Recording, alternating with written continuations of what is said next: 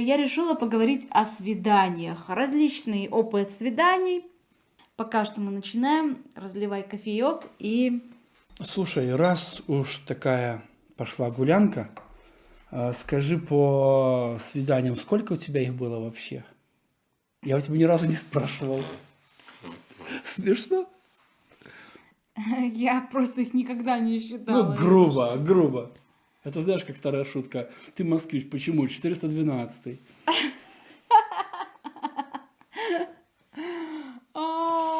Ну, всего, вот со школы прям вот, если ты попытаешься вспомнить. Ну, Ну, я интересно. думаю, 100 точно была. Да, но это, знаешь, не обязательно было. Что, тоже вопрос, что называть свиданием, да? Это может быть просто мы созвонились, встретились и пошли гулять по улице. Ну, это вот тоже у нас вот такое Ну, мы свидание. считаем это за свидание все-таки, пусть. Да, но Это все-таки некоторые был такой интерес уже более. свиданием называют только если есть какая-то заготовка, это вечер в ресторане, это куда-то выезд, где-то в каком-то красивом месте, типа только если это эстетично, красиво, прекрасно, вот это только свидание. А посидели вместе, попили кофе, это не свидание. Вот. Для кого-то так. А прогуляли так тем более. Пойти по улице погулять, это не просто не свидание, это вынуждена какая-то кардиотренировка. Вот. И это страдание, а не свидание. Вот. Так что я думаю, да, что 100 была. А какое тебе больше всего запомнилось? Не считая наших, да? Не считая наших.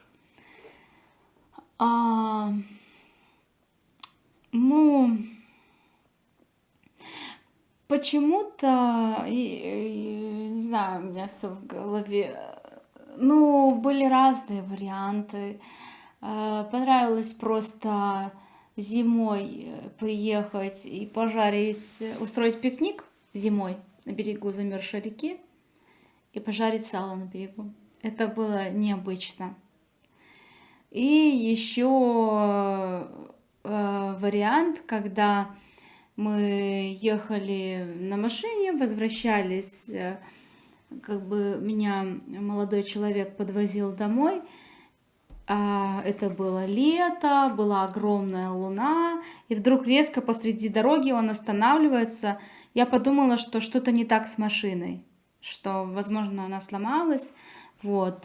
Он вышел, открыл дверцу, включил громко музыку, и музыка была очень классная композиция. И получается, по сути, дорога, просто пустая, над нами луна, жаркая такая очень теплая летняя ночь, и мы танцуем под луной. Вот, Вау. это было очень романтично. И самое, наверное, вот вау-эффект случился из-за того, что это было просто вот в процессе. Мы едем, хоп, вот. Хотя были другие, там, где красиво, подарки, цветы, но вот именно какие-то такие необычные, неожиданные запомнились больше всего. Все-таки мы с тобой в прошлом видео говорили, можете, если что, ссылку я оставлю внизу, переходите, посмотрите, о том, что ты не любишь неожиданных подарков, сюрпризов, но все-таки я понимаю, что есть вероятность иногда, если прям совсем в точку попасть, прям Ну, смотри, тебя можно в удивить, случае с все-таки не зимой напугать. это было не совсем неожиданно, и там, если бы было неожиданно, представляешь, если бы я одела какую-то там туфельки на каблучках, это было бы абсолютно не к месту, я бы просто замерзла, заболела бы, и это было бы худшее свидание. Но так как человек предупредил, что мы едем на пикник зимой, я, соответственно, оделась максимально тепло, короче, ну, все остальное там, на чем сесть, это было уже, занимался молодой человек организацией пространства, чтобы это было комфортно, но я оделась по погоде, и, ну, короче, и обувь тоже у меня была в соответствии с событием, то есть не на каблуках. Если бы оно было неожиданно, это было бы очень плохо. Ну, в этом случае, да, но в плане вот под луной, ну, ты рассказал, я Да. представил, думаю, ну, ничего себе. Ну, какой-то, понимаешь, это даже когда вроде бы у вас с человеком, в принципе, особо чего-то такого, каких-то нету, да, типа бабочек, но такой момент, когда он идеально подобран, И это кажется, как из самых крутых фильмов. Это какое-то создает эффект, как будто бы время замедляется, какое-то очень необычно. И это даже я это называю свиданием, хотя по факту это не было свиданием. Мы просто возвращались домой. Вот это все мероприятие длилось, может быть, я не знаю, сколько длится песня. А дальше мы сели и поехали дальше. Но вот Вот этот это момент, да. для меня как бы в тот момент вот какие-то романтические переживания, они были прямо вау. И еще, кстати, квесты были очень классные. Когда записки там иди дальше, иди дальше. Знаю, что ты мне сказала печальную статистику. Для парней, которые это смотрят, они будут, возможно, разочарованы. Представляете, что мужчины, парни, из 100 ваших свиданий, скорее всего, у вас только, по статистике, 2 будут, которые Да, запомнятся. кстати, получается, да. Получается, да. Так что стоит, наверное, как-то, включить фантазию, что ли. Теперь можно включить Да. ChatGPT, еще что-то. Но все равно, не зная человека, никакие GPT не помогут, по сути. Студенчество было очень прикольно, что я вообще абсолютно не умела никак кататься на коньках. И молодой человек пригласил меня покататься. Короче, он раз пригласил. И у нас были, он меня особо не вызывал симпатии, больше такие дружеские отношения. И я ему изначально говорила, что между нами ничего, в общем, френд-зона. Между нами ничего невозможно, кроме дружбы. Но вот эти выезды мне очень понравились. Там было романтично, каток, музыка. Так вот, когда ты там падаешь немножко, там человек тебя придерживает. Это здорово. Наверное, раз на третий, когда я сказала опять, что ты же понимаешь, что у нас ничего не может быть, он сказал, плати за себя сама, за каток. И поэтому вся романтичность, она улетучилась. Вот. Да. Вот как-то так бывает. И вообще было, конечно, весело. Давай пока прихлопну.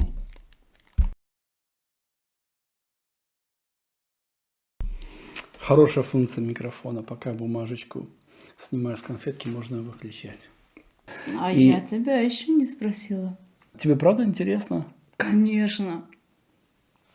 Я вообще не знаю ни одного человека, кому не интересно послушать про чужие свидания.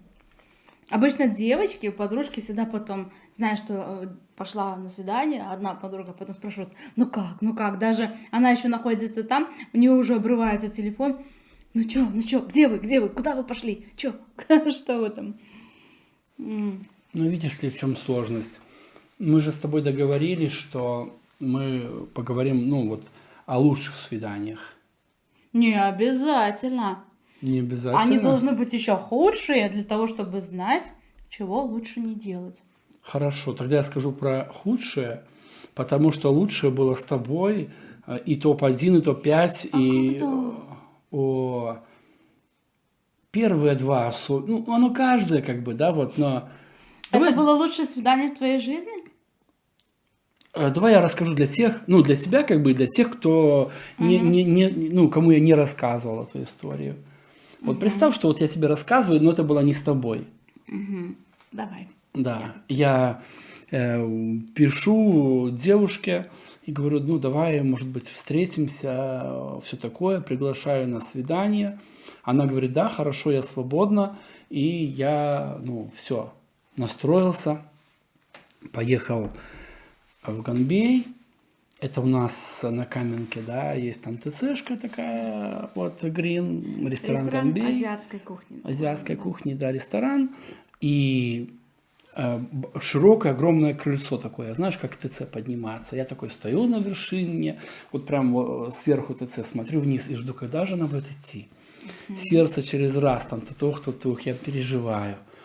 А до этого еще я подумал, ну как это без цветов свидание? И хотя я девушку предупреждал, я говорю, что слушай, ну это все-таки, ну, техническое свидание, мы просто познакомимся, поговорим, никаких как бы обязательств, ничего. Просто, ну что за человек ты в конце концов, да? То есть это не было такого прям чего-то обещающего и все.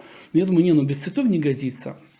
Взял букетик пион, пошел в ресторан, договорился с официантами, они принесли вазу, но цветы я в руках держал, понятно, мне же хотелось девушку встретить с цветами. Вот, я стою и смотрю, она из метро поднимается, идет такая. Я очень сильно волновался. Наверное, никогда в жизни я так не волновался. Я же, ну, не маленький мальчик, там, мне же не 19, но я прям очень сильно волновался. Я вручаю цветы, все, мы заходим, садимся в гамбе, ставим цветы в эту вазу, начинаем разговаривать. Знаешь, я много что забыл, большую часть этого разговора. Даже вначале мне показалось, что я все забыл, о чем мы говорили на первом свидании. Но потом я уже начал вспоминать какие-то моменты, и как дежавю что-то было, о, я вспоминаю, о, мы об этом говорили, об этом говорили. И самое прикольное, знаешь, что это свидание продлилось не час-два, как там обычно, может быть больше, а 7 часов. Это было шикарно. И я вот помню свое впечатление. То есть я смотрю в глаза, я вижу взрослого человека. То есть в уме у меня, если тебе 30 или там 25, это прям совсем, ну, прям совсем молодежь, да? И вдруг я разговариваю с женщиной, взрослой, зрелой. Меня прям все. Я не мог наговориться. Я смотрел, спрашивал снова. Я, наверное, больше эти вопросы задавал 2 раза, чем ты мне. Я спрашивал и спрашивал. Мне кажется, что как будто я говорила, а ты слушал и слушал. Я спрашивал, ты отвечала. Вот. И проходит этот день, и я помню, что вот основное, с чем я вот ушел оттуда, то есть я понимал, что мне кажется, я на ней готов жениться.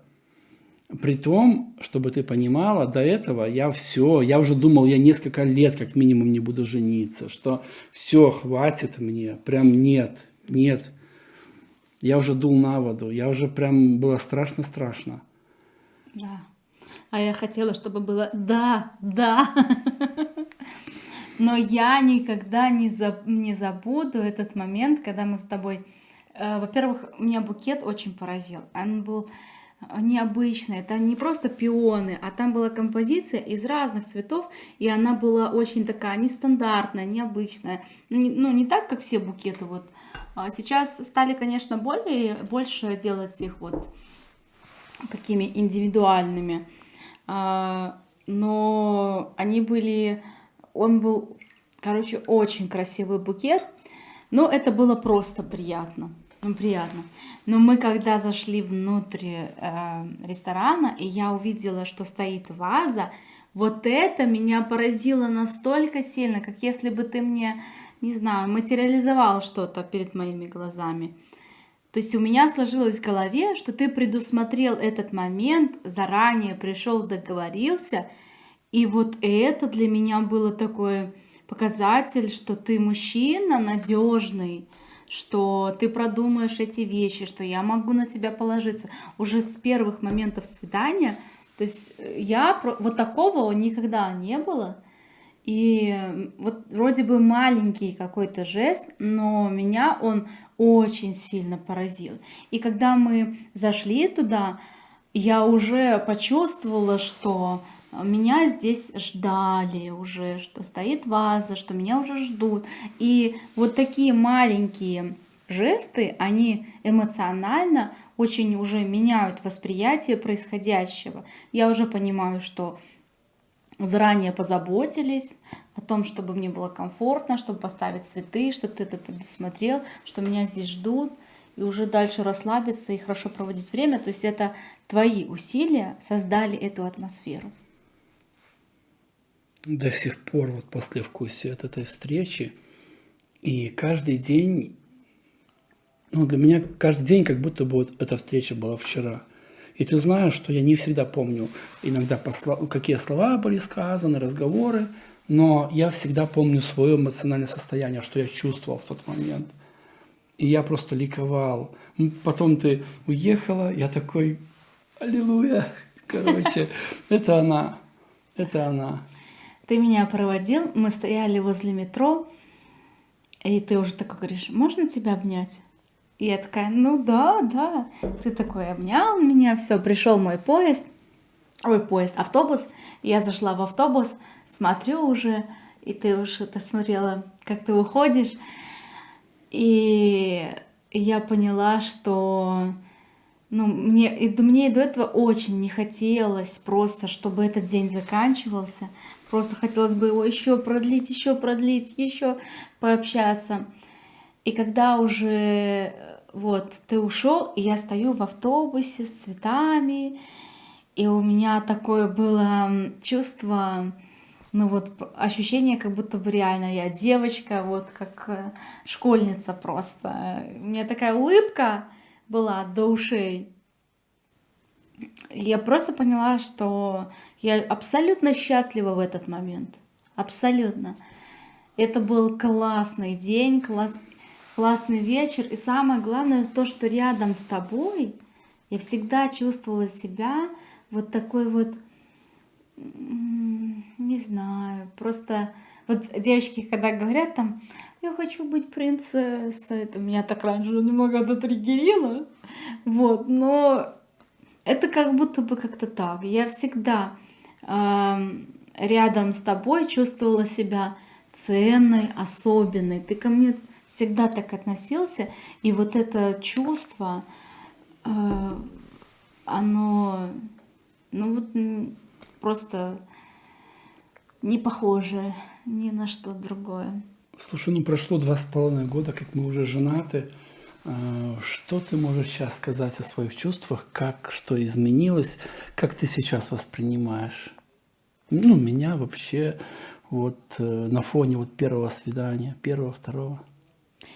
Я повторюсь уже то, что мы как-то в личном разговоре я тебе говорила, что у меня такое чувство, что 2 детей оставили дома, взрослые ушли, и они могут делать что угодно. И вот на протяжении 2,5 лет меня не покидает это чувство просто какой-то детской радости, что у нас нету привычки перепиливать друг друга, переделывать, как-то доколупываться, там, что ты делаешь, такого нету абсолютно. И я могу, например, пойти, вот я хожу и понимаю, в 3 часа дня, а я хочу полежать. Это такое, хорошо, да, ты что-то делаешь, и я такая, вау, класс, ты в любой момент сядешь там, можешь там гитарой, поиграть на гитаре, что-то погенерить, послушать музыку. И мы рядом, мы вместе там пьем чай, все, и при этом каждый из нас живет свою отдельную жизнь, делает то, что приносит ему удовольствие, и мы никогда не одергиваем друг другу и не делаем замечания.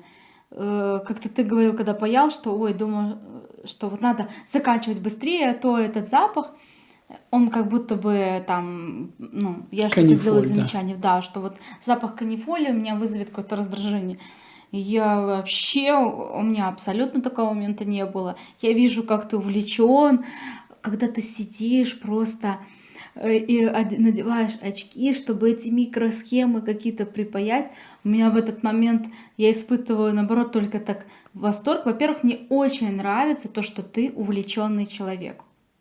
Во-вторых, я понимаю, что ты понимаешь эти вещи, которых я не понимаю, и ты в моих глазах вообще просто как такой ученый какой-то, который делает эти микросхемы, и я получаю удовольствие, я любуюсь тобой в эти моменты, когда ты живешь своей жизнью и делаешь то, что тебе нравится. И при этом ни разу не было от тебя замечаний, когда я что-то такое, неважно, даже если я хочу подурачиться, никогда ни разу ты не сказал там, веди себя нормально, что-нибудь такое.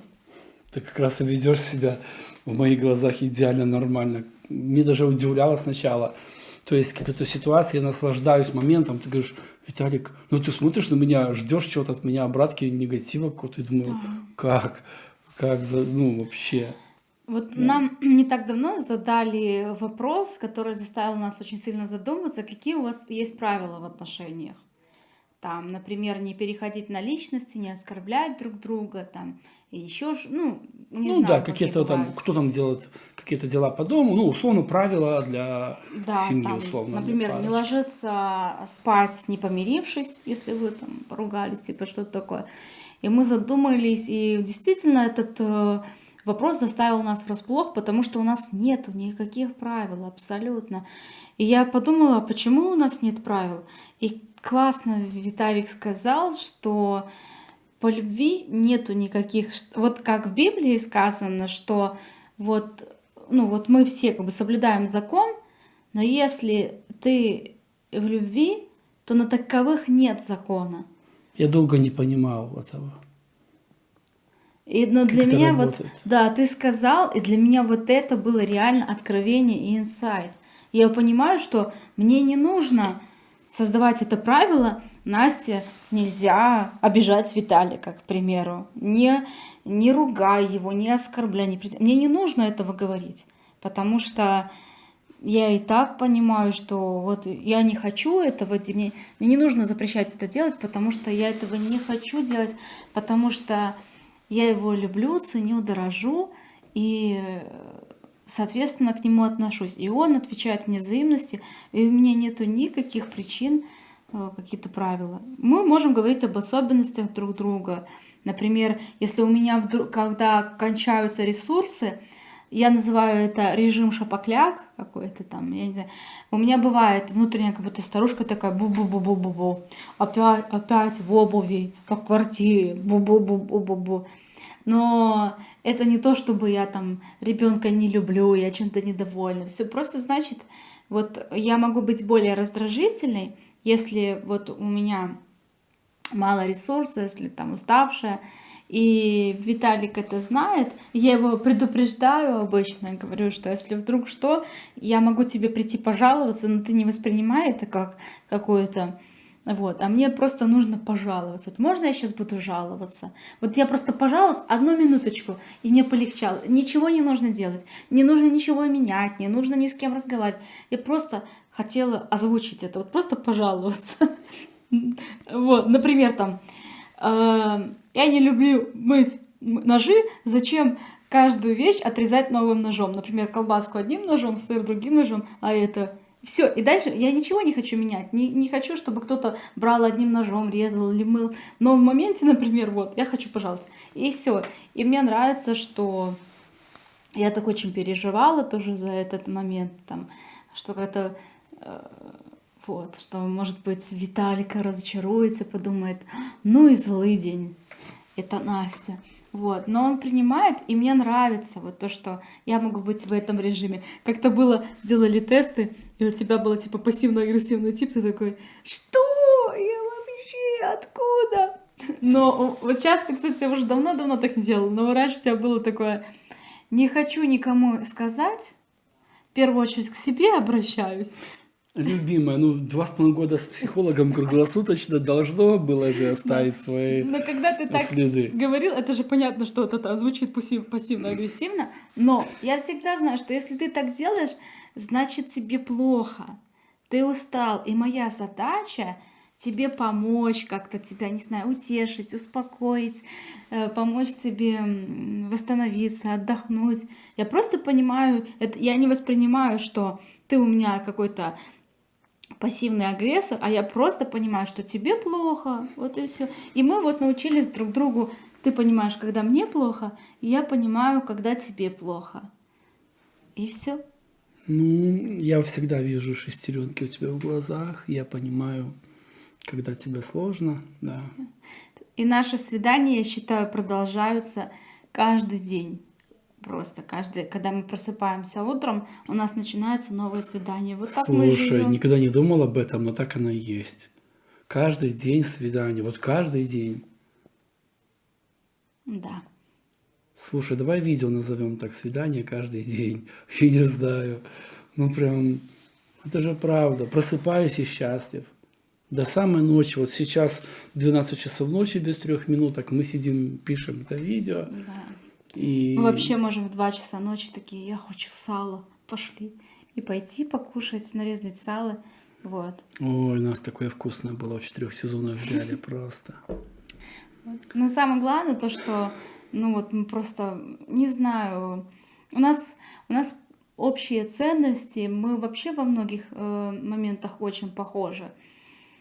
И ни в один из моментов нашей жизни мы не думали о том, чтобы изменить как-то друг друга, переделать, перепилить что-то. Вот, если бы мне задали вопрос, что бы я хотела бы в тебе изменить, такого абсолютно нет. Вот. И при этом я знаю, что мы будем все равно меняться. И ты, и я. Мы меняемся понемножку. Да.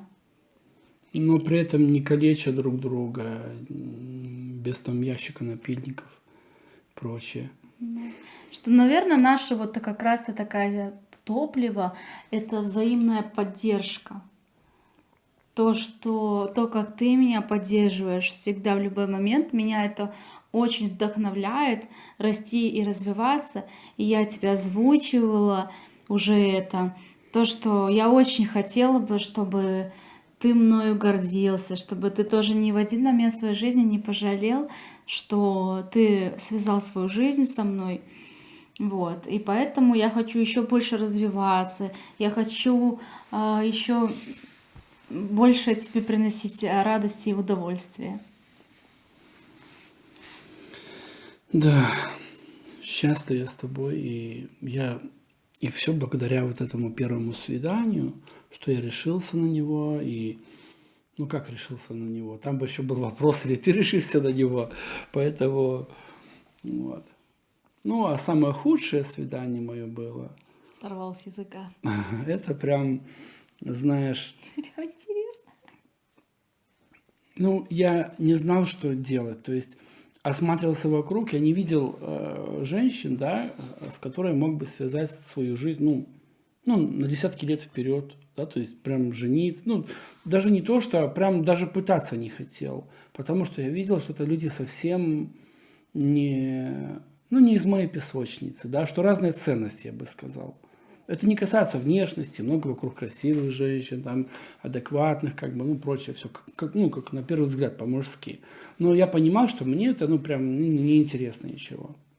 И я подумал, ладно, я же техничный такой, грамотный, там, занимаюсь веб-разработкой, все, неужели не могу интернетом воспользоваться? Тем более, в свое время мы группой музыкально вели свадьбу, я сам был тамадой на нескольких свадьбах, где жених и невеста познакомились онлайн. То в Одноклассниках, то ВКонтакте, там на каком-то сайте знакомств христианском. Но наихудшее свидание ты познакомился онлайн. Онлайн. Я познакомился онлайн и читаю... и еще я у себя... То есть я зарегистрировался на христианском сервисе знакомств и написал в своей анкете, что желательно, чтобы... Может быть, девушка из категории, например, маркетинга, еще что-то, да? То есть мне хотелось... Из твоей профессиональной сферы. Да. Я думал, что если это будет условно маркетолог, технически грамотная женщина, все, мы найдем общий язык, и это прям, это мерило счастья. Ну, понятно, что она должна быть мне сначала понравиться хотя бы внешне, все такое, но в целом я думал, что все равно залог, чтобы мы на одном языке техническом разговаривали. Что происходит? Откликается девушка, все. Она тебе понравилась? По описанию, да. По фотографиям, да, то есть как там было, внутри все было хорошо. Я прихожу на встречу, это было ужасно. С самой первой встречи, прям, их больше не было, была только одна. Но прям я смотрю, и меня всегда удивляет, зачем так делать. То есть вот человек в жизни один, делает фотошоп, все остальное выкладывает фото, другие, а потом идет навстречу, но ведь человек же ждет этого человека с фотографией. Она выглядела хорошо. Она все равно выглядела хорошо. Но не так хорошо, Но как это на был... фотографии. Нет, пожалуй, даже так же хорошо. Но это был другой человек. То есть там как-то за счет макияжа чего-то, да, выглядела такая, ну, милая, ну, как, как бы говорят, у твоего типа человека, не твоего типа, да. Мне она казалась привлекательной. В твоем вкусе. Да, в моем вкусе. И я прихожу, я вижу просто какую-то холодную девушку. Один момент. Ну, ладно. Я ж как бы еще и не знаю ничего, давай поговорим. Мы сели разговаривать, да. Да, действительно, маркетолог крупной компании, все такое, грамотное там, все. Мы на одном языке обсудили пару моментов чисто техничных, там, новостей так, в этой сфере. Человек там в LinkedIn зарегистрирован, там, Движняковая, все хорошо. Ну, как бы, с одной стороны. Но и все. О чем я не пытаюсь глубже чуть-чуть, любой вопрос, ну, кроме вопроса вот чисто рабочего, да, в облаках где-то летает и все. И я отмучился минут, наверное, 30. То есть, чтобы ты понимал, вот это все уложилось в полчаса. Я поспешил закончить разговор. Прихожу домой. Через полчаса. Это было, ну ладно, я мог забыть, но это могло быть 40 минут, да. Но это было прям вот, мы сели. Через полчаса я уже не понимаю, о чем с ней разговаривать, потому что она читала только техничные книги, ну, все условно, да. То есть, когда касалось любого, о чем можно поговорить, она христианка, если что, да. То есть, я пытался какие-то другие темы богословств, ну, не то, что там, давай там ученый, давай о чем-то. Нет, но мы же с тобой миллион раз обсуждали, начиная от Адама и Евы, и заканчивая там, не знаю, последний разговор был про Рахиль, наверное, да, и про ее историю и так далее. То есть, мы много о чем можем поговорить. Ты знаешь, что я так и не смог. При всем том, что я могу поддержать любой разговор, в принципе. Я достаточно много читаю, не только и технично, не только. Я могу много о чем поговорить, но я не смог разговаривать. В итоге я прихожу домой, и эту анкету, и удаляю все описание. Я еще не потерял надежды встретить кого-то онлайн. Там, на первый взгляд, там выбор больше. Это обман, это неправда. Но сразу кажется, там 1000 человек, там 5000 человек. И ты типа, не можешь там-то не найти, чтобы ты тебе понравился. Да. Такой выбор. Ну, это неправда, конечно. Но в итоге, да, то есть я понял, что я не нанимаю... Это я уже твоими словами говорю, ты потом как-то мне сказала. Слушай, ну тебе же нужен не работник, а жена. То есть это же другое.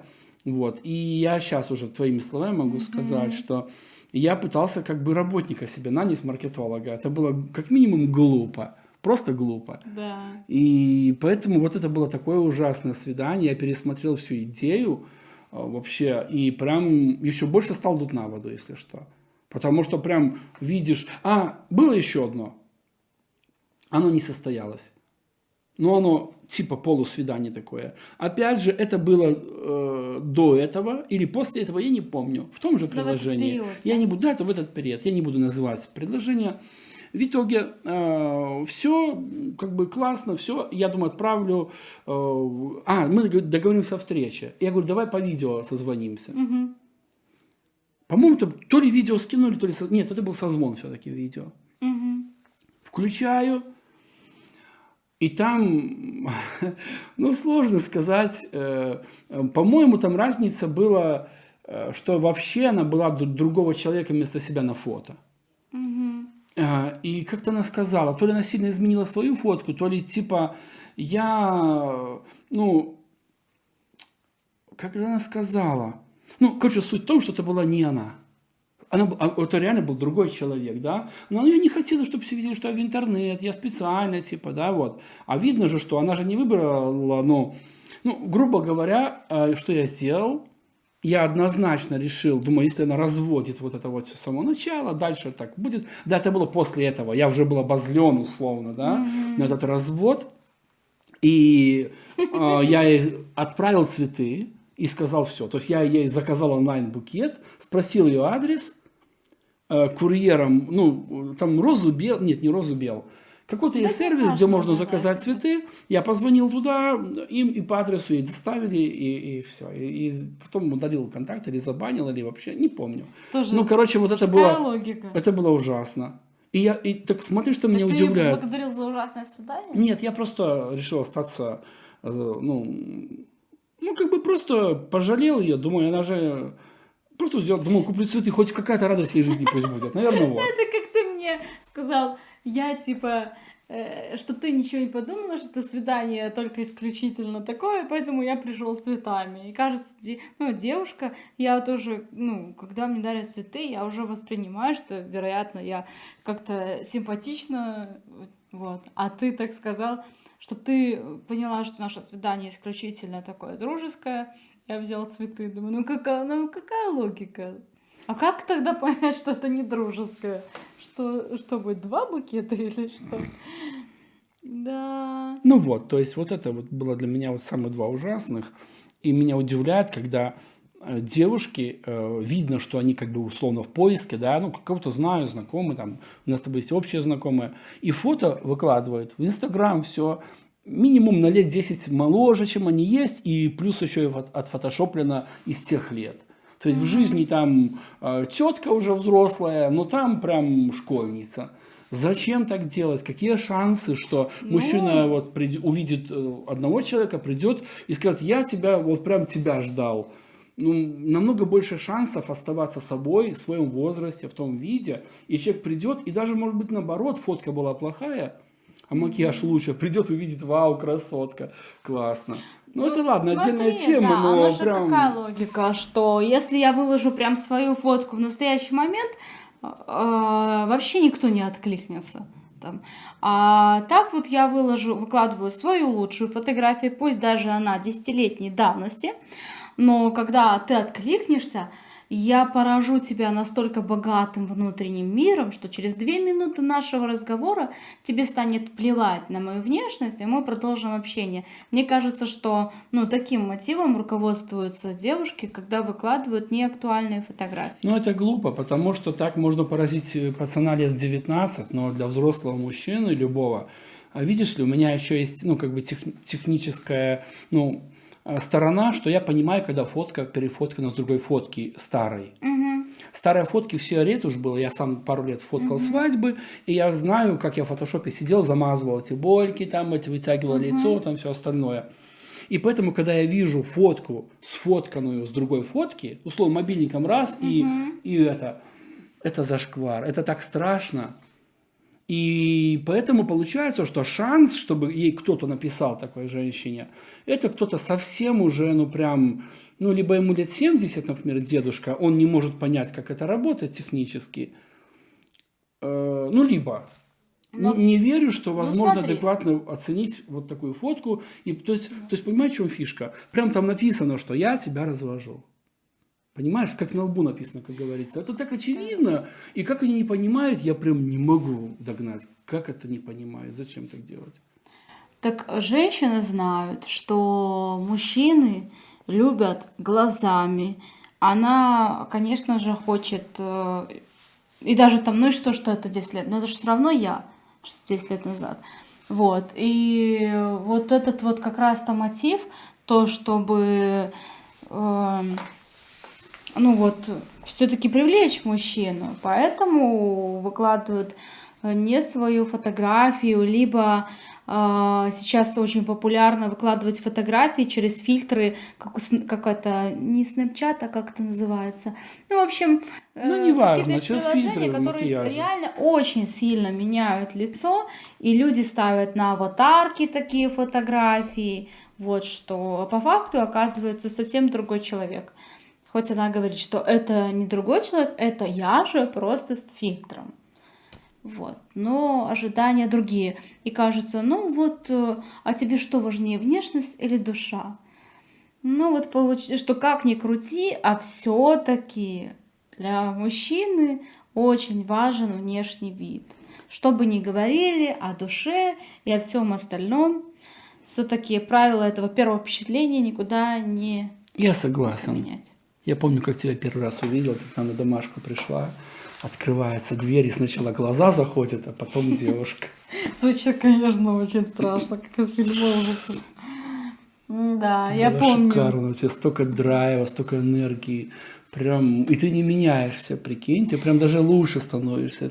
Я помню, я зашла, мы были одними из первых с Дашей. Ты такой открываешь дверь, я такая, ну, интересный мужчина. Я была в тренче, ты взял тренч, повесил его на вешалку, убрал в шкаф, и так как джентльмен.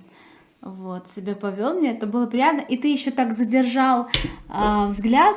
Казалось, вот ты сейчас спросишь, типа, я тебя знаю, что-нибудь такое, может быть, я вас где-то видел. Ты вот так прям так посмотрел, как будто бы спросишь. И не спросил. И у меня вот из-за этого еще весь вечер какой-то был незакрытый гештальт. Ты меня уже этим привлек, незавершенным этим делом. Я ждала уже, что же ты мне скажешь, почему ты вот так вот долго посмотрел. Потом просто весь вечер на меня так косово кидал, но сел рядом со мной. И мне это было приятно. Вот мы так сидели, и ты сидел рядом, я общалась. Но вот у меня было такое чувство, что вот так и должно быть. Вот как будто бы вот всегда так было, есть и будет. Вот знаешь, такое, я не знаю, как это можно описать, но это просто было то чувство, которое, все вот на своих местах. Вот как будто я на своем месте. Если б я знал. А то приходит молодежь, там все сели, там вкусно. У нас тогда как раз был пост Даниила, там такие особые блюда были, все. И что-то, ну потом, видишь ли, когда я к дочке поехал на работу, заехал к ней и говорю, что вот у меня Алюне отношения завязались, она говорит, Настя, как она могла, то есть она точно не могла знать никак, абсолютно, да, то есть ни слова, ни полслова, никто, это было невозможно. Но она все считала у меня на нашей, видно, первой встрече тогда на домашке. Ну, она, видишь, как дочка твоя очень хорошо тебя знает, и по одному взгляду все считала. А на следующий раз я уже так специально думаю, интересно, то, что он сидел рядом со мной, это совпадение или случайность? И в следующий раз я специально думаю, а вдруг это, ну, то место привычное, где он всегда садится. И поэтому я села уже в абсолютно другом месте. И когда ты на следующий раз пришел и тоже там сел, я уже, шанс случайности уже очень сильно снижается. Скорее всего, что я уже понимала, что, наверное, я тебе симпатична, раз ты каждый раз стараешься сесть поближе ко мне. Не то слово. Я уже был с онлайном вот так. Чтобы ты понимала, то я переобщался, несколько тысяч анкет. Около 5000. Так что мои 100 свиданий по сравнению с этим детский лепет. И я понимал просто, что видел одно, смотри, на первый взгляд, это, кстати, немножко, мы говорим о свиданиях, в целом и делимся опытом, я делюсь своим. То есть, как человек техничный, грамотный, я мог позволить себе найти, прям хорошее приложение, рабочее, где не разводят, где не боты, а реальные люди явно, да, и так далее. Есть такие. Потому что почти все там подставные люди. Фотка одна, человек другой и все такое, да, вот как я тебе говорил, да, вот. Да. Я нарывался на такое, но параллельно, но все равно, мне казалось, что все равно можно найти ту самую. Да? И я скажу так, что вот конверсия 60 к 1, условно, вот. Я посмотрел был, почему, потому что я разрабатывал похожее приложение сам на тот момент, и 60 человек, и вообще я поставил приложение, мы с дочкой поставили ради этого приложения оба, и показали друг друга, кого мы там, нашли, как там, вот, то есть это не было всерьез, я не собирался искать там, пару себе. Это было случайно, и потом вот это все получилось, да, вот. И смысл в том, что, грубо говоря, из 60 человек 3 фразы пишешь, да, и из них отсеивается 50. Сразу видно, что и как там, и все. Еще там пару фраз, и отсеиваются остальные, остается 1. Грубо говоря, да, то есть настолько прям все равно онлайн, видно, как оно и что. И в итоге получается, что я в итоге, после кропотливой работы, это была прям работа, да, я понял, что, один коннект случился, который в итоге потом мне тоже принес достаточно сложностей. И все. И тут офлайн. К тебе домой. Вижу, красотка домой ко мне пришла, у нас шикарная. Было, тоже споры в нашей компании, друзей. И мы говорили о том, что вот нужно искать, нужно вот быть активным, проактивным в этом процессе. И типа, ну, если ты будешь дома лежать на диване, никто тебе не свалится с неба, грубо говоря, так. А у нас смешно, что по иронии судьбы Виталик был просто дома, и я пришла к нему домой. Вот. И вот еще и говори после этого, что надо куда-то обязательно ходить. А в Библии есть об этом. Кто найдет добродетельную жену? Да, это Ее тоже надо нужно искать. Для Да. мужчины надо искать. Ну, Поэтому надо искать. И я искал. А И я- то, что Бог на тебя послал, это просто Он уже решил: Михалюк, хватит тебе там ерундой заниматься, на тебе вот. Я для тебя растил ее там 30 лет, держи. Вот. Понимаешь? Но я искал, я старался. Я же говорю, я дул на воду, я боялся, я уже так обжегся. Да. Мне точно не надо были проблемы. Я это И, чувствовала. и мне надо было просто на тот момент, ну, первое, что я и сейчас ставлю доброту на первое место. А после того, ну, после внешности, чтобы ты мне понравилось, все, важнее всего это доброта номер один. И я прям буду стоять на этом. Если человек добрый, это все другие ситуации меняет по-другому. Главное, чтобы ты мог оценить, что это добрый человек, и сам был добр к нему. Потому что если человек добрый, и ты можешь воспользоваться этим, это уже отдельная тема. Но я понимал, что я могу дать вот эту доброту тоже. И я, ну, короче, я когда тебя увидел, все, ты меня срубила. Ну и потом уже прошло время какое-то, мы с тобой встретились. Я вообще бы с тобой даже не подкатил бы. Я боялся. Ты выглядишь шикарно, моложе меня сильно. И я, если бы ты не намекнула, что у тебя сын уже большой мальчик, почти как мой, ты знаешь, я бы и не рискнул бы. Я подозреваю, что так оно и было бы, поэтому я и намекнула. А ты мой намек понял. И это классно. Хотя вот еще из каких-то таких провалов, да, вот у меня было тоже во время, когда я в аэропорт только начала работать, тоже типа аватарка в Инстаграме начал писать человек, что он авиапилот, там фотографии, все. И, по-моему, он даже присылал мне видео, сообщения, там, как он там вот, там, каждый раз доброе утро, все. Но у нас в итоге, он, короче, говорит: все, я прилетаю в Беларусь, но его было условие, что он должен остановиться у меня на ночевку. И я думаю, если ты нормально там зарабатываешь, все такое, неужели ты не можешь себе позволить снять гостиницу? Ну, почему он настаивает? И мне это максимально просто возникли какие-то... То есть до этого общались, все нормально, такое все, там разные типа точки мира. Но самое, наверное, вот тоже не скрою, что внешность такой, по-моему, я не помню, он то ли итальянец, то ли что, то ли именно англичанин, что-то такое вот. Ну, такое, типа, короче, чисто Кен визуально. Вот. И так смотришь, ну вау, такой симпатяга, плюс еще, ну мало ли, где-то может быть, а тут именно, получается, я пришла работать в аэропорт, и это авиапилот. Я думаю, может, где-то увидел, может быть, где-то проходил, может, я не знаю, там, ну что-то там такое. Вот. Но когда он, типа, говорит, что я прилетаю, но мне нужно, типа, остановиться вот у тебя, я говорю: нет, гостиницу снимаю, потому что, ну, никогда в жизни, я человека не знаю. Вот, и он там стал как-то настаивать, и я подумала, подозрительно, очень похоже на какой-то развод. И я начала, короче, еще внимательно пересматривать фотографии. И не знаю, то ли где-то на какой-то фотографии я типа пометила где-то, увидела где-то в уголочке, как прозрачным написано, короче, подписано там имя, там фамилия, что-то такое. Я, наверное, по хэштегу или что, я забила этот хэштег, абсолютно другой человек, реально. Он еще мне говорил, что у него маленькая девочка, что он вдовец. Вот. И я нашла этого человека, он абсолютно реален, жена его абсолютно реальна, дочка, все. А он мне скидывал фотографии, там, где типа он только вдвоем с дочкой, и то, что он вдовец. Я поняла, что он обманывает, и такая, фу, ты чё?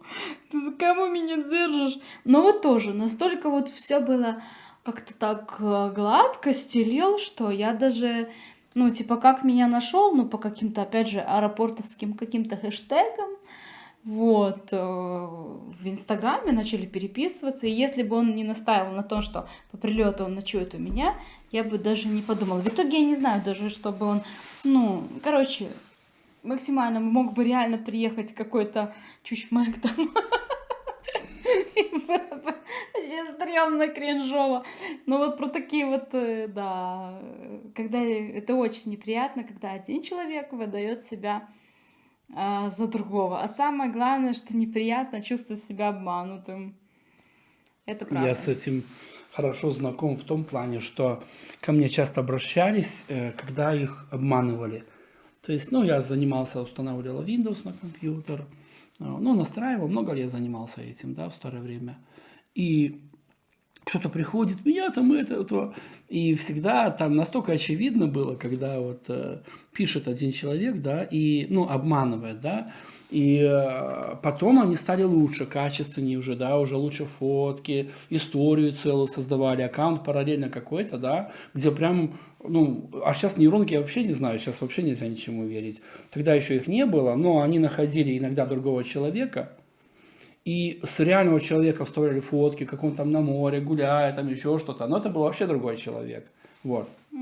А потом начинался развод на деньги, как правило, и все. И, ой, не буду Я это еще знаю, вспоминать. как тоже как люди шантажируют в интернете.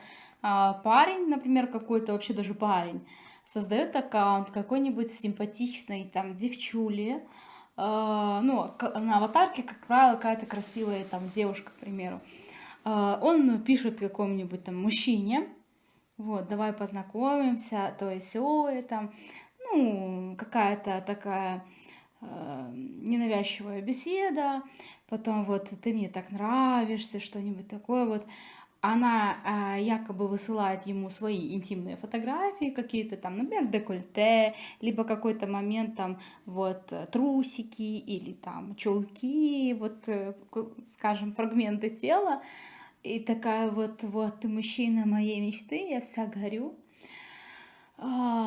Пришли же мне, там, я тебе нравлюсь, он, ну да, пришли мне свою какую-нибудь фотографию, как я тебе там нравлюсь, там, максимально пытаясь, там, прислал торс, а еще этого мало, Мгм. вынуждая как бы более откровенные высылать.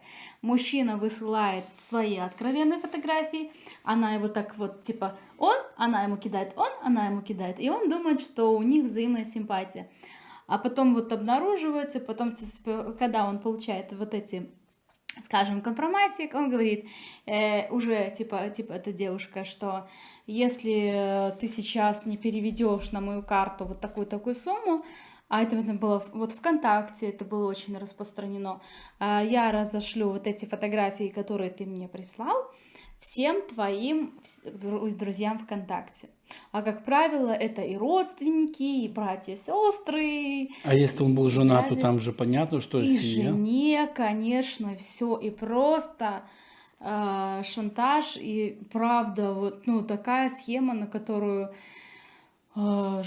просто жестко, страшно попасться. И просто, опять же, доверие, что человек искренне думает, что молодая девушка, у них завязывается какая-то переписка, что у них есть симпатия, и как бы мужчина, да, у него тоже какой-то сразу, как только он получает такие фотографии, а это просто по ту сторону может сидеть вообще какой-то другой даже мужик, он Потный этих, дядька какой-то, да, и это он все. этих фотографий каких угодно, не проблема найти с А интернета, сейчас уже наскачивать, генерят. Сейчас да, даже или искать не даже, надо. ну, там, нагенерить, высылать, а потом просто шантажировать. И это тоже вот такие обманы. Вот, тут это такое типа интернет-свидание, ну, максимально провально. Как можно вообще нарваться? Слушай, ну тогда вот представь, что вот сейчас надо познакомиться, да, там парень или девушка. как реально познакомиться. То есть, Сейчас еще тяжелее, потому что раньше было, вот я раньше думала, по видеосвязи созваниваемся, если на видео там звонке вот человек реальный, я как бы могу более-менее успокоиться. А теперь даже это не гарантия, потому что опять же есть и аватары, да, любой. да, И голос меняет, и... Слушай, ну да, да. сейчас еще тяжелее. Получается, что все-таки все в оффлайн. Ну, если серьезно, то скорее оффлайн. Да, самый надежный способ, правда. Ты видишь сразу человека такой, какой он есть, рост, вес и так далее, какие-то внешние показатели. Слушай, ну хорошо. А все-таки, если вернуться нам к свиданиям, то насколько вообще, как по-твоему, вот вообще много ли их должно... Так, я сразу говорюсь, что мы не говорим, можно свидание или нельзя. Ну, по мне, это такой стрёмный вопрос, Да, как... я считаю, что нужно, Вот. никак иначе. Да, и это, ну, много других вопросов, которые там копья сломаны, да, у многих людей там доказывают с пеной у рта одно или другое. Но у нас есть с тобой свое мнение, да, как бы, и как бы мы априори предполагаем, что свидания все-таки даже нужны, как ты сказала. Хотя бы посмотреть на человека, Да. пообщаться, что о чем, а не ходить, видеть его за 3 метра, потом выходи за меня замуж или женись. Это, ну, ладно. Хотя тоже не гарантия, вот что увидишь, да все, вот, но мы сейчас об этом не говорим. Я сейчас вот о другом, да, что все-таки, смотри, ну, допустим, вот увидел ты человека, и ты понимаешь, что он твой, или там, ну, да, ты понимаешь, что он твой, как ты думаешь, как быстро можно понять, можно на нашем примере с тобой, да, можно на другом примере, как можно понять, что вот можно прям рискнуть условно, да, и выйти замуж, жениться? Ну, вот что вот ведет к тому, чтобы это не было гормонами, не было просто фантазиями, обманом каким-то, да? Насколько вот реально вообще сообразить, что все, вот ты готова? Давай с женской стороны. Знаешь, что я тебе скажу? Что, наверное, самое главное условие — это, опять же, подходить с холодной головой. Если ты понимаешь, что это невероятный красавчик, там, и у тебя просто ты потеряла голову, это красный флаг. Ну, всегда нужно оставаться в своем уме, в здравом рассудке. Если ты теряешь этот здравый рассудок в присутствии человека, то нужно сделать паузу, потому что какое-то серьезное решение принять в таком состоянии очень сложно. Вот, поэтому это, наверное, самое главное, это подход с холодной головой. И во-вторых, что вот я заметила в огромном количестве случаев, как правило, вот парни, я считаю, проще, чем девушки. И, как правило, они, ну, говорят все как есть. Например, я вот так вот делаю, никогда я не буду. Вот, например, с какой позиции тоже я сталкивалась. Пока девушка для меня не является женой, и я не должен за ней ухаживать, единственная женщина, за которой я буду ухаживать, это будет моя жена. Вот когда она станет моей женой, тогда я буду дарить ей подарки. Ну а как, типа, ну а ты же, чтобы девушке понравиться, ну все-таки, ну не то чтобы ей понравиться, но это просто приятно, какой-то, ты понимаешь, что человек готов в тебя вкладываться, скажем.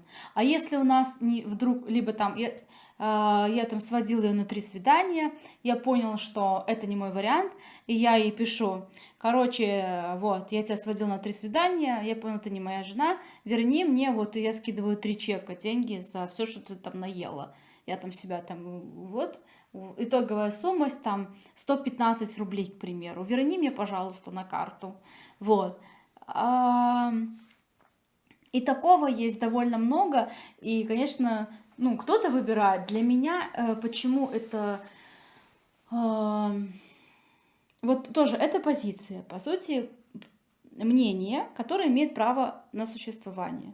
Человек просто говорит напрямую, я никогда не буду ухаживать за девушкой, которая для меня пока, по сути, является никем. Потому что, например, я ей там буду дарить дорогие подарки, все свои ресурсы исчерпаю, она меня кинет, а потом я встречу прекрасную девушку, и мне нечего будет ей предложить, к примеру. Либо я к этому времени уже буду просто обозлен.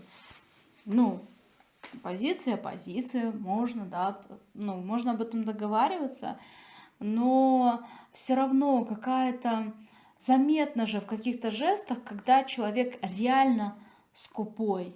Просто, когда он там за чашку кофе не заплатит. Здесь вопрос не в том, что вот тоже сейчас вот эта тема есть тарелочницы. Мужики вот эти, пришла, наела. Я, правда, не вижу... Ну, конечно, да, я видела тоже разные фрагменты. Есть, когда реально девушка приходит и заказывает все самое дорогое, что там есть в меню. Ну, здесь вопрос, знаешь, спорный, я думаю, почему. Потому что на самом деле тарелочница, как я понимаю, это не та, которая пришла на свидание, наела даже очень дорого, а та, которая пришла только поесть. Она не собиралась свести никакие отношения, заводить с ним. Она тупо разводит на бабло, идет, я помню, как-то видел в одном шоу или что, про эту ситуацию. Она просто звонит, да, парню, она говорит подруге, я хочу есть. Сейчас. Она находит, или в каком-то фильме, она, звонит, и у нее, он в мобильнике даже записан как еда там, типа, ну, как там, не помню, да, там. Да. Вот. Все. Она даже не помнит, как его зовут. Она позвонила, все, они пришли, она поела, ушла, до свидос и так далее. Вот это тарелочница. Но те, кто даже дорого представь, заказали... Вот если бы ты попал на тарелочницу.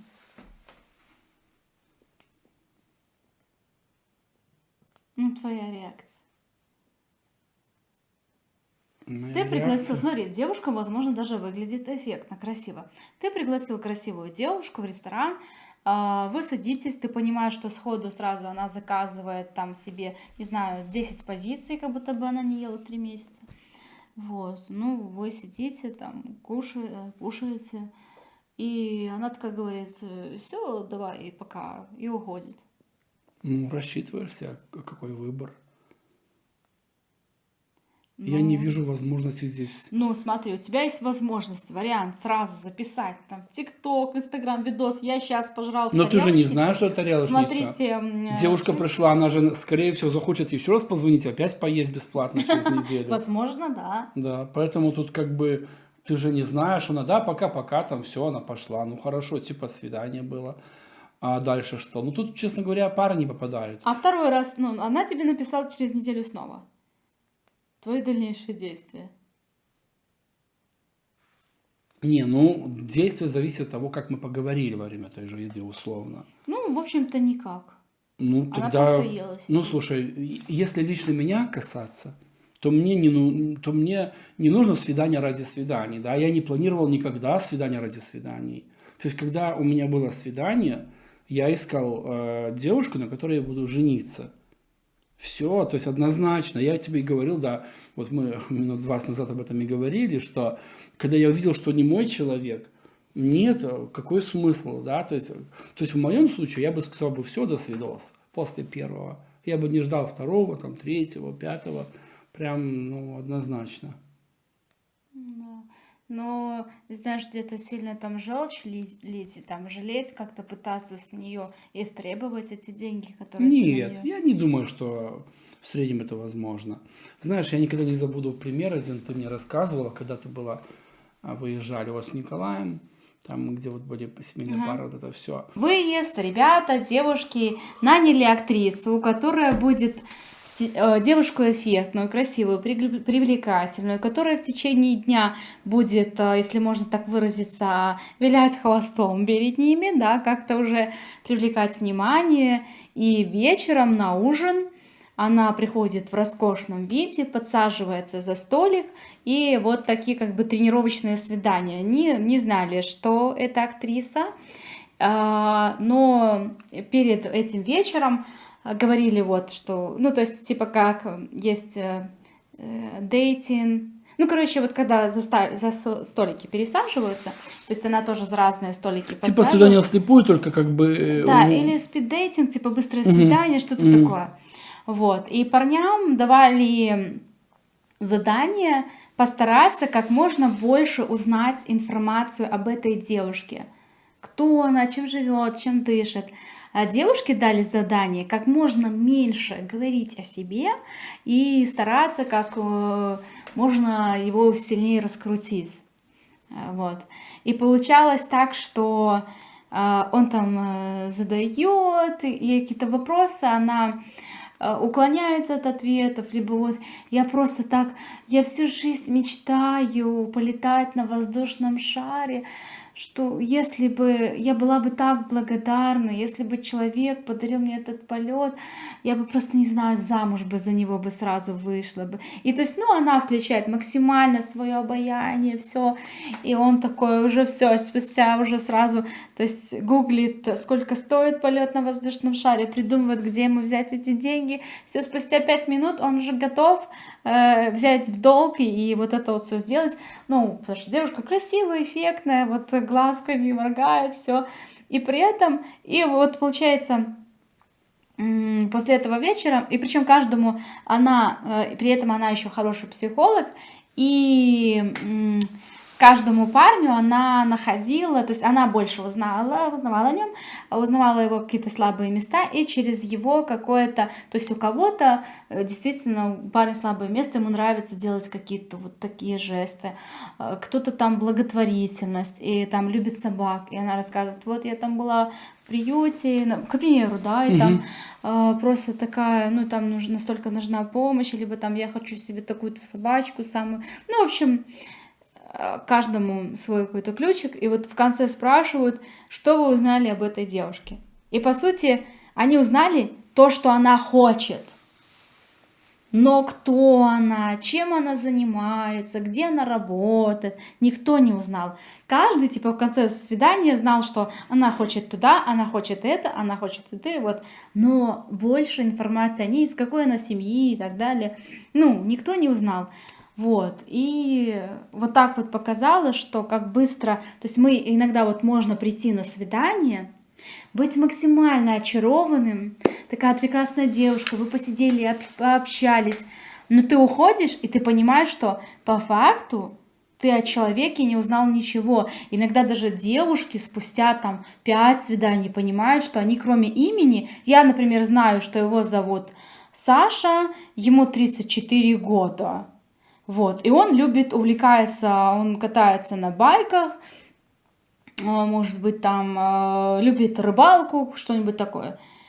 А больше информации вообще, кто он, что он, если были ли у него там отношения, может он женат, может у него есть дети. И реально есть такое. Ты так не задаешь вопрос, а потом спустя пару месяцев узнаешь, что человек оказывается женат, у него есть семья, но вы очень прекрасно проводили время на свиданиях, и каждое свидание он очень много рассказывал, там, какую он книгу прочел, куда он ездил с друзьями, и ты думаешь, что по умолчанию, раз не звучало ни слова ни про детей, ни про жену, значит их нету.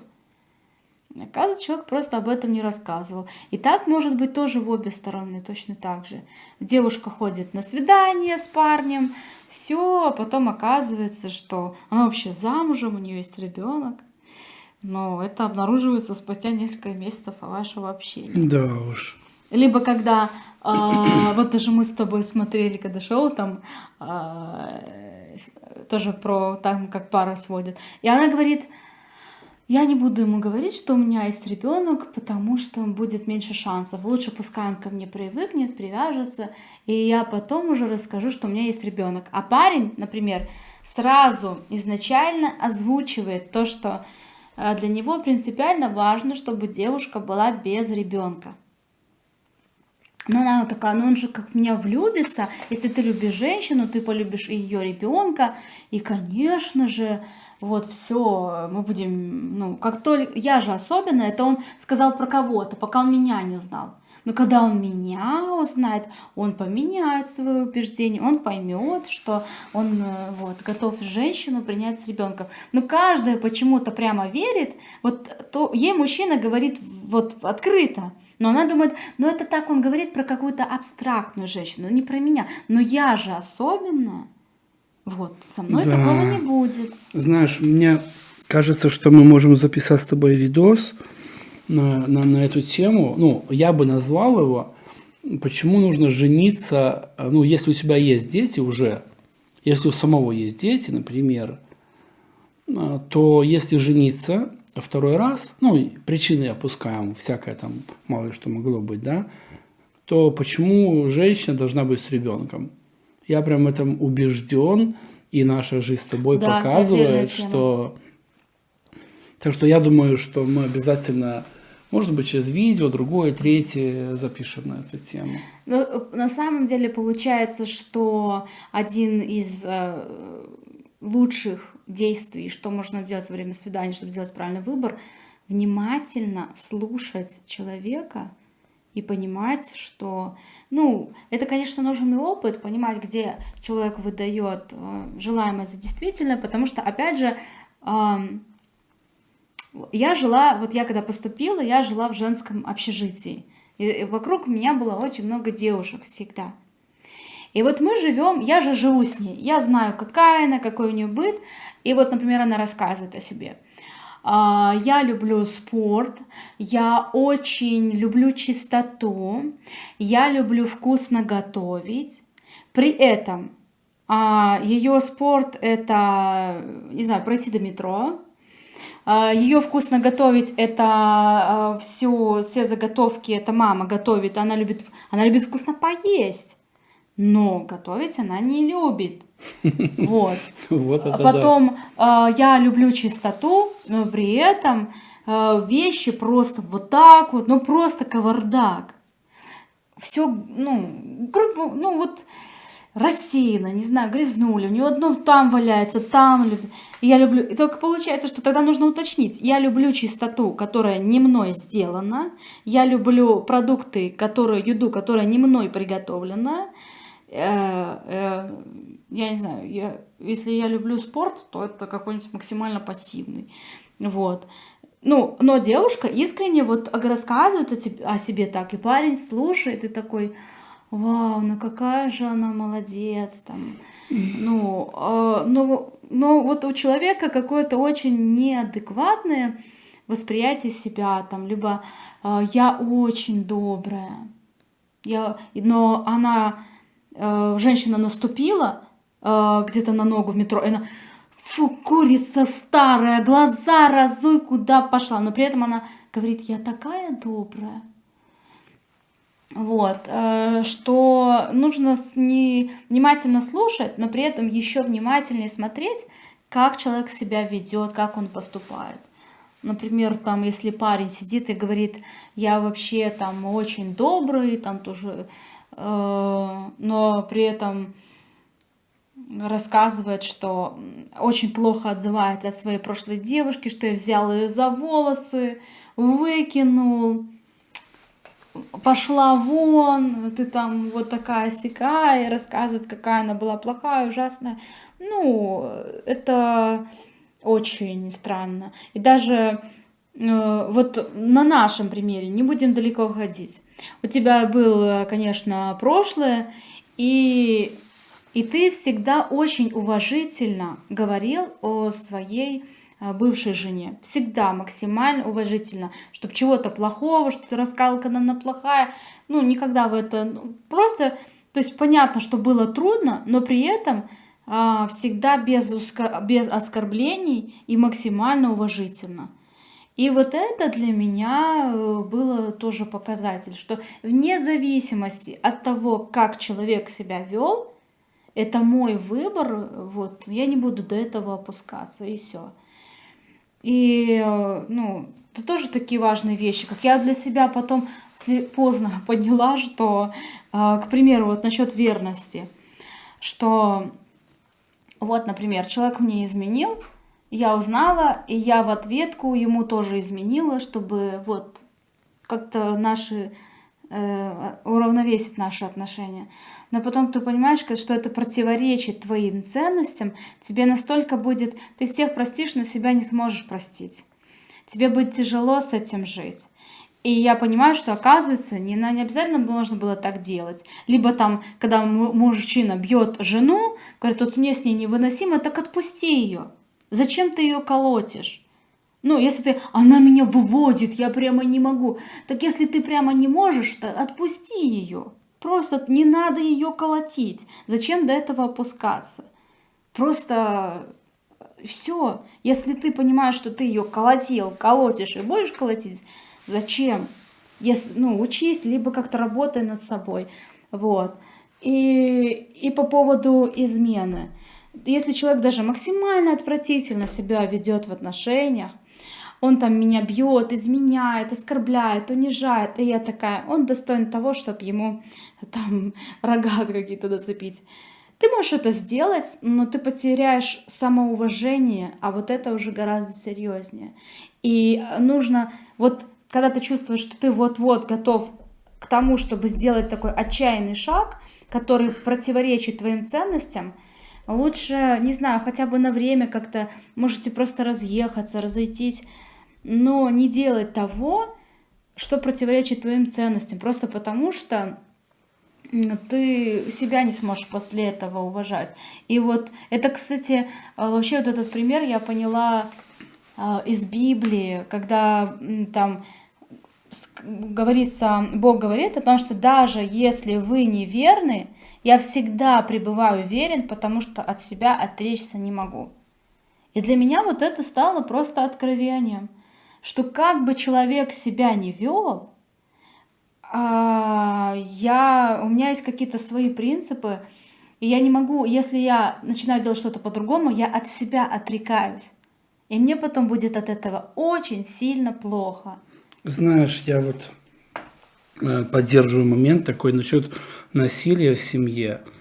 И я уверен, что если хотя бы один раз муж поднял руку на жену, ударил ее, ну, взял ее, или там просто избил, не то, что там психанул, может быть, там где-то не подумав, клина дала, да, там в каком-то раздражении там махнул рукой. Я допускаю, что есть мы разные с характерами, да, и кто-то мог. Но взять сознательно, там, избить жену, например, я не вижу, что жизнь вообще дальше возможна. На сегодняшний день я уже это понимаю.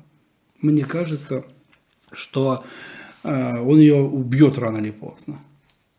Ну, я уже есть столько новостей цикл видел в последнее насилия. время, да, что начинается там раз ударил, другой, пятый, десятый, а потом вообще взял и убил. Я прям вообще... Вот как в классических вот этих абьюзивных отношениях, вот когда вот есть это взаимозависимое отношение, и обычно, почему женщины остаются в этих отношениях? Потому что после насилия есть такой яркий период перемирия. Он такой падает в ноги со слезами, ты моя принцесса, я такой просто придурок, прости меня, прости. И у них вот, как говорятся, там милые бронятся, только тешатся, что потом у них они примиряются в постели, скажем так, очень яркие, интимные отношения после таких эмоциональных качелей. У них потом все круто, вот, и какой-то период, как будто бы медовый месяц, он ей говорит на следующий день: поехали давай, не знаю, где-то в джакузи полежим, там в ресторан пойдем, дарит охапку цветов. И такой: ты восхитительная, ты просто... Я такой козел, прости меня, я буду меняться, прости меня. И он так искренне раскаивается, и такой: я без тебя, вот, ну, я такой козел, но если ты от меня уйдешь, я окончательно пропаду, я просто пропаду, я скалюсь, я снаркоманюсь, сбухаюсь, но без тебя я не могу. И он так говорит, она: действительно, да, ой, мой Колечка. Ну, такая, знаешь, да, приложила этот синяк, замазала. Ну, Колечка мой. Ну да, я в самом деле, ну, дура довела. Мне не надо было спрашивать его, откуда у него вот эти духи на рубашке, там какие-то помада. Ну зачем? Ну, понятно же, он там, ну, понятно, там, не знаю, мало ли кто в лифте было тесно, прислонился. Ну, я дура сама, просто спровоцировала его. Вот. А он понимает, что прокатило. И в следующий раз он позволит себе больше, в следующий раз еще больше, еще больше. И, например, если там первый раз случай с насилием произошел там спустя 2 года, потом это раз в год, потом раз в полгода, потом раз в 3 месяца, потом раз в месяц. И вот сокращаются периоды, становится все чаще. Цикл этот как бы уже сокращается и все. А девушка уже жертва со сломленной волей, и ей очень трудно вырваться из этого цикла. Она подсела, и теперь она тоже такая кортизоловая наркоманка. Ей нужны вот эти качели. И выскочить оттуда очень тяжело. Поэтому, ну, конечно, когда со стороны смотришь, ну, женщина, ну неужели она не понимает? Вот, я еще должна сказать, что по своим наблюдениям, что, как правило, вот когда он говорит, я без тебя вообще не могу, а женщина решает прекратить эти отношения, уходит, он там, я не дам тебе построить жизнь, ты больше ни с кем, я не допущу там, чтобы какой-то мужчина был рядом с тобой, я буду тебя преследовать. Спустя неделю он уже женится на другой. Ты свою психику будешь потом годами восстанавливать. Твое доверие будет подорвано максимально, что ты никого к себе не подпустишь и нормального мужика к себе не подпустишь. Будешь потом вот годы зализывать раны, думая то, что ведь ты была для него такая особенная. Да не была, не была. Вот так и нашел другую. А говорил, что без тебя не может жить. Вот в чем как бы в чем обидная очень правда, что замену тебе такой мужчина находит максимально быстро. А почему? Потому что они умеют произвести впечатление, например, там классический тоже там какой-то тиран. Это человек, как правило, то есть это не такой вот Грымза, ты такой, вау, он агрессор, я сразу. Нет, это, как правило, очень обаятельный человек. Он умеет произвести впечатление. Чем он цепляет свою жертву, он дает вот это ей ощущение вот этой собственной уникальности, особенности и такое безусловная любовь.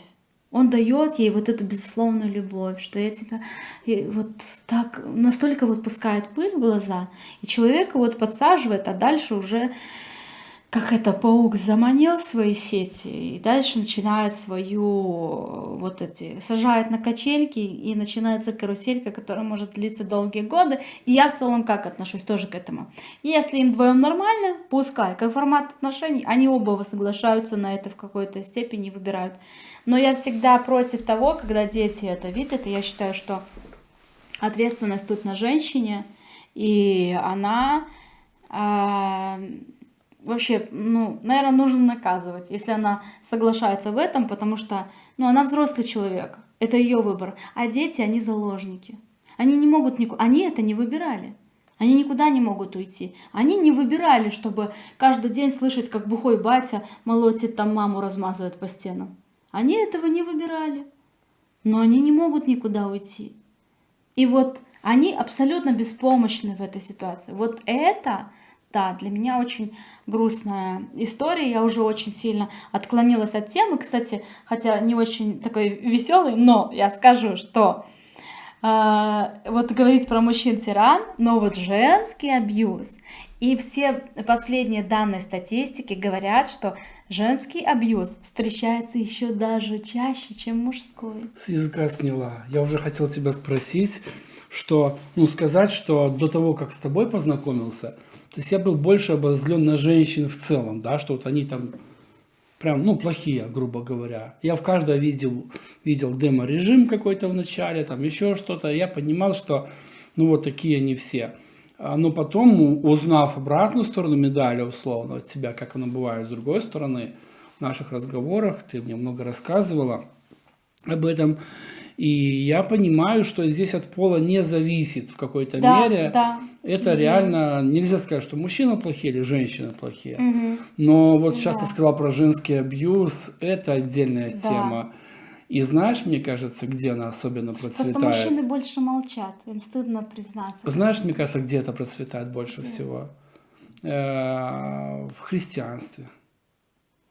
Ну, интересно. Я могу быть неправ очень сильно, но знаешь, ты же видел, на ком женился, условно, да, бить ты меня не будешь, гулять ты не пойдешь, пить тебе нельзя, Ну, да, и развестись нельзя. Развестись нельзя. Мужчина попадает в такой капкан цепкий, он ничего не может сделать.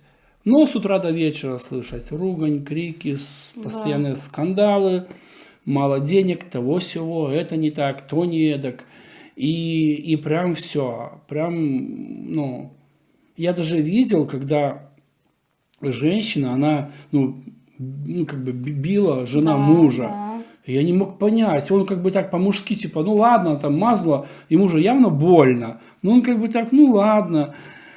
И я скажу, что даже дружеское похлопывание, ну, в рамках того, да, ну, это дружеское похлопывание. Но удар, чтобы сделать больно, плане дела не в силе удара, да. То есть можно как бы оскорбить просто, ну, хлопком даже легким, да. Поэтому, когда здесь женщина хочет оскорбить и унизить, она может даже не сильно ударить, да, то есть вопрос не стоит в силе удара. Да. Ну, ты бы как бы не захотела мне, например, сильно ударить, если веришь, что такое никогда, и знаю, что такое никогда в жизни не произойдет, но как бы ты не хотела сильно, я не думаю, что ты могла бы мне сломать что-нибудь, да, ну, вот со всех сил ты его ударила бы кулаком мне, например, ну, я не думаю. Но при этом, если бы ты захотела меня оскорбить, то даже какой-то хлопок, ну, это было бы прям очень унизительно. И я такое не раз видел, да, когда как бы типа в шутку, но она ему больно делает. Я говорю о христианах сейчас, я не говорю о людях в мире, условно, как мы говорим, о невоцерквленных. И я тоже не делаю разницы между конфессиями. Это могут быть православные, католики, это могут быть протестанты, да, то есть, но в целом получается так, что жены, они здесь как бы типа более защищены, получается. Извини, что я вот настолько вклинился, ты начал Не, говорить про не, женский да, ты абьюз, просто и правильную мне вот тему, хотелось это это вот, правда. ну, вот мое мнение, что прям это правда ужасно. Да. И при этом подается все, что жена как немощный сосуд и все остальное. Там Ну, уже такое, мужчина немощный ну, сосуд. ты же понимаешь, что, Но... например, ну, ты же понимаешь, что, например, ну, истеричка она.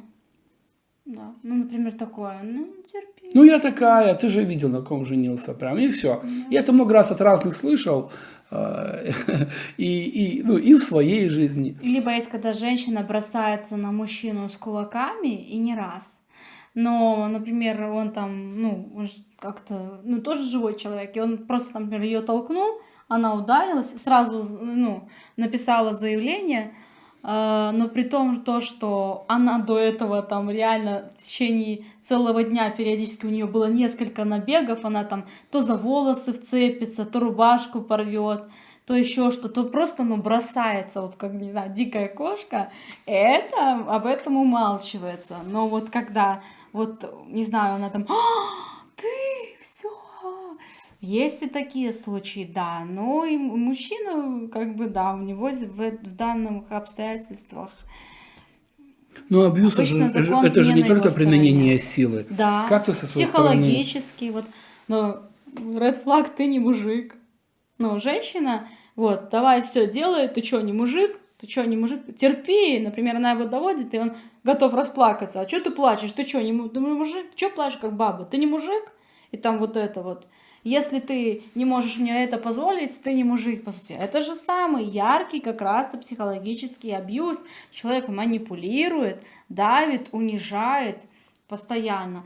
То есть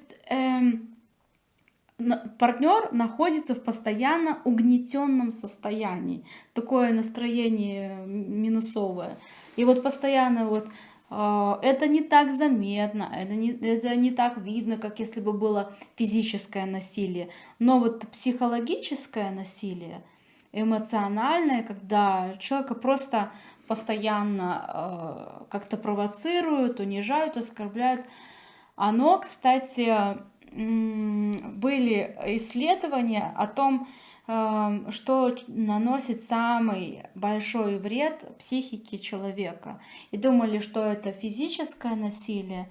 На самом деле эмоциональное насилие оставляет гораздо более глубокие раны, чем физическое насилие. Насколько бы это звучало неудивительно, но это так. К примеру, даже семья, родители говорят: Да, мы прекрасные родители, мы ни разу не ударили нашего ребенка, мы все вот, и что это он там недовольный. А эмоциональное насилие, оно включает игнор. Например, я тебя просила мусор вынести, ты не вынес, все. Я тебя, либо там, когда наше поколение родителей говорят, все, я от вас ухожу, вы мне нас достали, не слушаетесь меня, я от вас ухожу. Ребенок воспринимает эти слова буквально. И все для ребенка это травма. Он рыдает, плачет. Вот это есть эмоциональное насилие, которое наносит огромный вред вообще душе человека, его идентичности, как я буду к себе относиться. И вот оно вбивается ребенку эту программу, что с тобой что-то не так, ты плохой, я от тебя отказываюсь.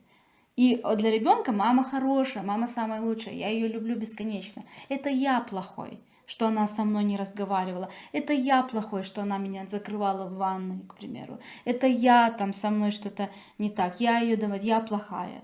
Я плохой, я плохой. Вот так ребенок считает. И даже если родитель физически не наказывал своего ребенка, но постоянно говорил там, что вот посмотри, вот неумеха, что ж да за беда такая, ну такой рукожоп.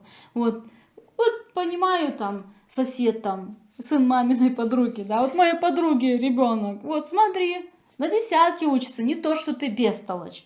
Ну в кого ты такой тупой пошел? Ну, к примеру, вот такие послания, это же все это является эмоциональным насилием. Но мы относимся к этому очень легкомысленно, считая, что я не принес никакой, ну, вырвалась, но я никакой вред не принесла человеку. Оказывается, раны от этого еще более глубокие, чем от физического насилия. Ты можешь ударить, ребенок побежается там какое-то время, да, ну как шлепнули по попе, поплачет и потом придет. Но если и он придет, и ты его пожалел, там, просит, там, ну вот ты себя плохо вел, да, там, ну не знаю, как-то поговорить с ребенком, уделить ему внимание, что мне тоже неприятно, извини, это ненормально, я сейчас не сдержалась там. Ну да, ну всякое бывает. Но у нас сохраняется с тобой контакт. А если я тебя ударила, ты пошел, а потом приходишь, не буду, и жалеть не буду. Виноват, ты виноват, я тебя жалеть не буду. Вот этот эмоциональный ход, он наносит огромный вред ребенку, когда его игнорируют. И, например, исследования вот младенцев, которых не обнимали, не целовали, вот в условиях вот этой депривации смертность просто колоссальная у детей до года. Вот раньше проводили эти исследования, и это просто говорит о том, насколько важно теплый эмоциональный контакт, чтобы родитель был теплым, включенным, внимательным, чтобы он, я слушаю тебя, ты сейчас злишься, что случилось, что болит, ты испугался, или да, когда ребенок расплакался, либо там все, ребенок истерит, понятно, твой концерт мы не будем смотреть, швырнула в комнату, закрыла, успокоишься, тогда поговорим. Ну, ребенка, у него нету еще инструментов, чтобы самостоятельно успокоиться. У него нету ресурсов. Моя задача, как взрослая, помочь ему успокоиться. А потом я закрываю, вот успокоишься, потом поговорим, и он приучается сам справляться со своими эмоциями. А потом удивляются, когда проходит там 20 лет, и ребенок не звонит. Это, а что, звоним? Нет, будь со мной на связи. А он сам. Он привык сам справляться. У тебя были проблемы, почему ты мне не сказал, что у тебя были проблемы? Он привык сам справляться. И вот он привык, и так и останется. И потом есть вот хорошая поговорка: посеешь ветер, пожнешь бурю. Не надо говорить потом, откуда он такой, вот мы такого не воспитывали. Почему вот сын мне не звонит, там, к примеру, не появляется, что это последствия нашего отношения. Когда-то я создала такие условия, в которых ему самому пришлось успокоиться, ему самому пришлось справиться со своей болью, страхом, одиночеством, там, ну, разными эмоциями, злостью. Он сам справился. Да, ты шикарная мама. Я для вас скажу, что это не только ее слова, что она рассказывает. У нее и профессиональное направление, она работает с детьми, работала с трудными детьми и так далее. И дома воспитывает сейчас вот двух сыновей, своего и моего. Я счастлив, что именно ты в моей жизни. И при этом я тоже совершала ошибки, я тоже несознательно причиняла боль своему ребенку, и я отдаю себе в этом отчет. Я не избегаю ответственности. И это абсолютно нормально, что мы все совершаем ошибки. Все просто. Вообще в любых отношениях. В отношениях с детьми, близкими. Особенно с теми людьми, которые от нас, перед нами уязвимы. Те, которые нас любят. Мы очень часто причиняем им боль. Но важно то, что мы потом делаем с этим. Если я не готов признать свою ошибку, если я не готов взять на себя ответственность, там, да, будут проблемы. Но если я всегда понимаю, что вот, да, у меня не было тогда возможности поступить по-другому, я могу это признать. И самое, что важно, это продолжать любить своего ребенка. Неважно, или мужа, там, жену, что бы вы ни сделали, просто как в песне с любимыми не расставайтесь. Это не важно, что бы между вами не было, просто продолжайте его любить, продолжайте с ним находить общий язык, продолжайте строить ваши отношения, инвестировать в ваши отношения. И вот, кстати, мы хотим сделать еще видео на тему того, почему инвестиции в свое отношение приносят радости гораздо больше, чем от самой крутой, классной, дорогой покупки. Да, это правда. Я в свое время разных исацек повидал, да, машину даже купишь, порадовался там 2 дня. Я помню, как с Америки Вольво там с Копорта приехала. Ну, прикинь, почти новая, там белая кожа внутри, красивая такая машинка, прям мечта просто. Но уже через 2-3 недели я там стаканы выгреб от кофе, там выкинул, там бутылки пустые, там с напитками, например. Ну, мы когда с семьей куда-то едем, знаешь, когда потом дети пошли домой, в машине там бардак такой, это все выгребать нужно. А еще у нас обычай был, мы заезжаем на заправку, всегда покупаем вкусняшки всякие, кроме заправки самой, соответственно. И, то есть любая цацка, она становится цацкой. Даже если это не цацка, она становится цацкой через какое-то время. Привыкаешь. И все. Но я понял, что именно в отношениях это совершенно другое. Да. И почему вот плюсы основные, и почему это реально работает, мы в отдельном видео запишем. Не будем уже сейчас спойлерить, но тема, правда, очень важна. Потому что многие не туда инвестируют, ожидая получить что-то. Они вкладывают силы, деньги, время, ресурсы, жизнь вкладывают. То есть иногда годы на это тратятся бесполезно. А можно все... мне, знаешь, я вот не сам допер до этого. Просто Бог так вот смилостивился надо мной. И все это устроил мне. И я прям вот, так все получилось. Я бы сам не дошел бы до этого. Некому было мне рассказать об этом.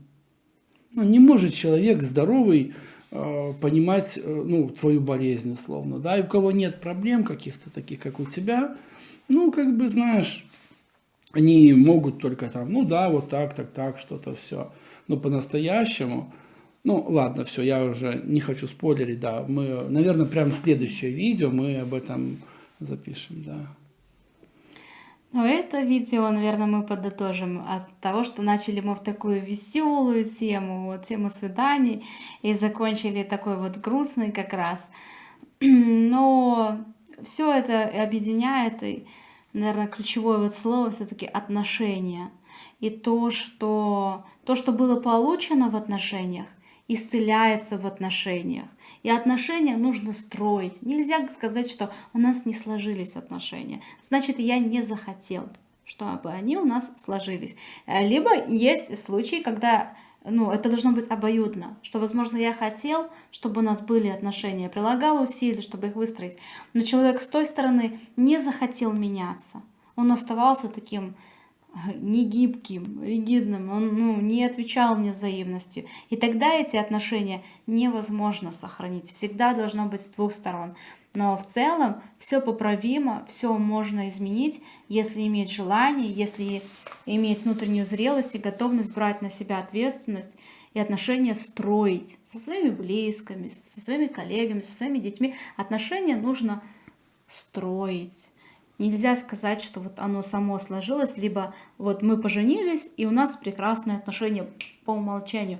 Мы что-то делаем для этого, мы прилагаем какие-то усилия, работаем над собой. Это правда. И хотя нам не раз говорили, что вам повезло, что вы одинаковые, они не понимают, что мы с тобой абсолютно разные. У нас только ценности одинаковые. Все в остальном начал с того, что я мальчик, ты девочка. Потом мы жили в разных уголках, условно, нашей страны. Потом у нас разный возраст, по сути, разное поколение, да.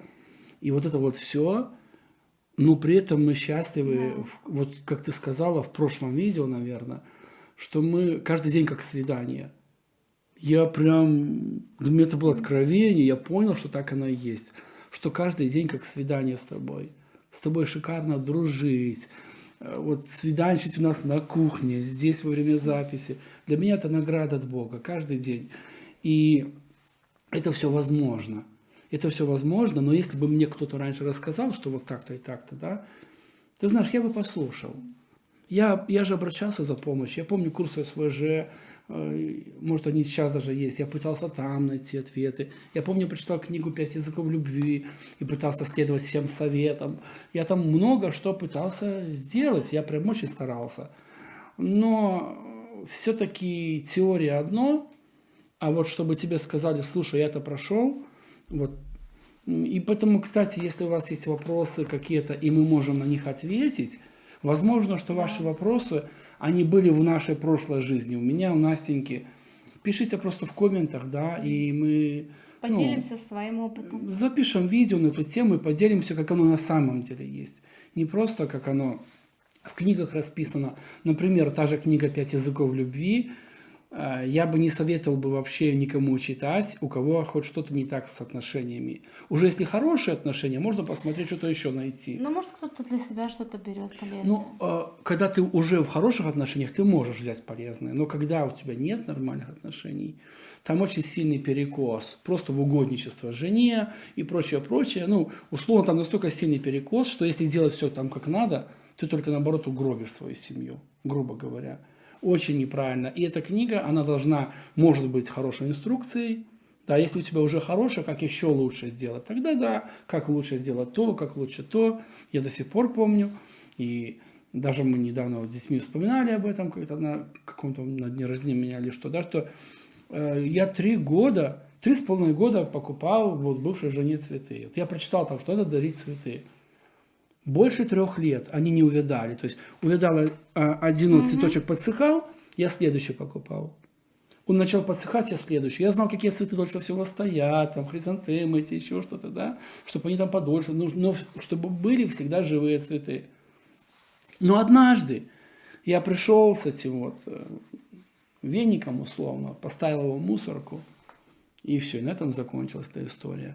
Ну и так далее, да, то есть без внешних инструкций, без какого-то пережитого от людей, ну, эти все советы, это пустые.